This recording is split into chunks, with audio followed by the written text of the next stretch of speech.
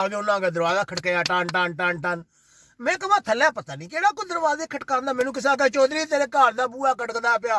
Hello ते भरावो मैं तुहाडा अपना चौधरी परवेज टन टन टन।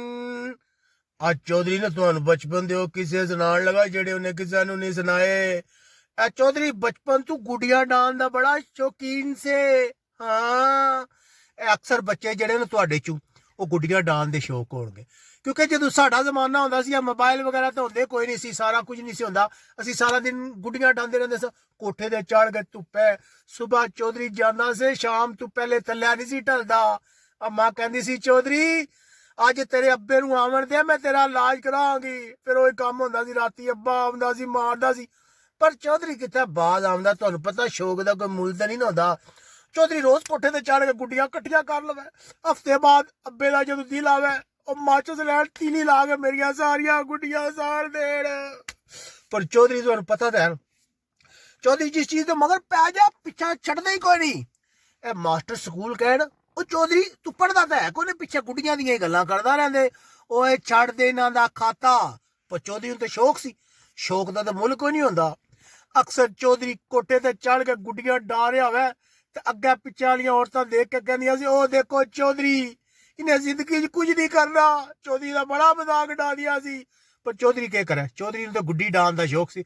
अच्छा जिस तरह कई साल गुजरते गए चौधरी का शौक ना पूरा होया तुहानू पता फिर हालात बदली हो गए मजदूरियां करने वास्ते चौधरी नूं बाहर आवना पै गया।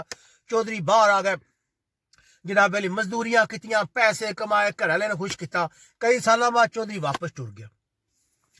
अच्छा जी एक दिन क्या होया मैं खबर लाइया तो दसन लगे कि बसंती इजाजत मिल गई है लोग बड़े खुश हैं।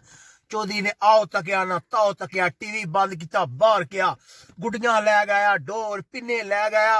मैं क्या अज चौधरी पेचे लै गया शहर विच एक गुड्डी भी नहीं रहन देन लगा। जनाब तैयारियां शुरू कर दित्तियां चरखी लै गया आंदी एक बच्चे नूं कहा तू पिछू चरखी पकड़नी है सारे गुड्डियां दे ताओ शो चेक किते सब तो पहले जिहड़ा वड्डा गुड्डा सी उहनूं अडाना शुरू कर दिता।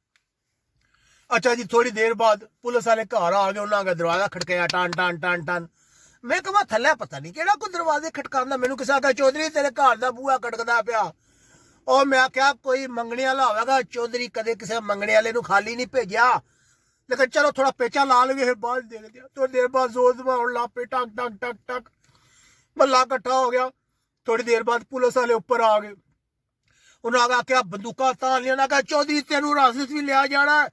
ओ मैं क्या चौधरी केड़ा पुलिस मुकाबले करदा पिया आदे तेनू पकड़ना। ओ मैं आख्या तुहानू गलत फहमी हो गई है किसी इश्तिहारी नू पकड़ो। ओ चौधरी ते गुड्डियां डांदा पिया कहंदे न गुड्डियां वास्ते ते तेनू पकड़न आए आ। ओ मैं आख्या पागलो खबरां ना देखदे पाबंदी खत्म हो गई है गुड्डियां दे। ओ कहंदे न चौधरी तू पूरी खबर नहीं देखी तेरी जल्दी ने तेनू मरवा छड्या। ਉਹ ਪਾਬੰਦੀ ਸਿਰਫ ਲਾਹੌਰ ਵਿੱਚ ਖਤਮ ਹੋਈ ਸੀ ਹੁਣ ਤੇਰੇ ਤੇ ਪਰਚਾ ਹੋਵੇਗਾ ਤੇ ਤੂੰ ਜੇਲ੍ਹ ਦੀਆਂ ਸਲਾਹਾਂ ਪਿੱਛਾ ਜਾ ਕੇ ਗੁੱਡੀ ਗੁੱਡੀ ਕਰੇਗਾ। ਚੌਧਰੀ ਦੇ ਅੰਦਰ ਹੋ ਗਿਆ ਰੁਲ ਗਿਆ।